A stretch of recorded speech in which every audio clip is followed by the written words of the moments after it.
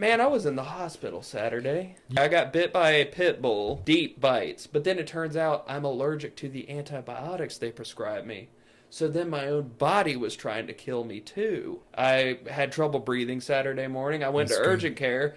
The nurse practitioner came in. She looked at me and saw my throat and my neck and stuff, and she turned around and opened the door and said, "You call 911, you get 50 milligrams of this, you get 10 milligrams of that." And I was like, what the fuck? Oh, okay. And so I was just sitting there getting Benadryl pumped in my brain. You tripping balls. And then I got taken to a local hospital, and I basically just spent my Saturday afternoon on and off napping in a gurney in the middle of the hallway of this hospital. You know, there was a guy who was demanding graham crackers and milk and screaming about that. Benadryl made you think it was a grown man. It was a small child. Yeah, it probably was. And then they wheeled in a guy and they were like, all right, this guy is coming in for throat stretching. And I was like, dude, fucking what? Is this a sex thing? And then this very scary looking bald guy gets wheeled in there and they just keep leaving the door open. And I'm laying in the hallway on Benadryl, and the nurses keep checking, and they're like, no, you can't go home yet. I'm like, why? So it was the most bizarre Saturday I've ever had. I just spent it on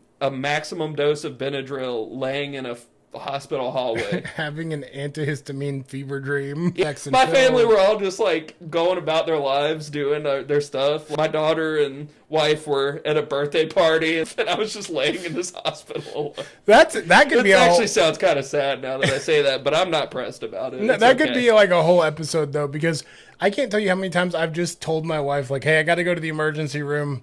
I'm going.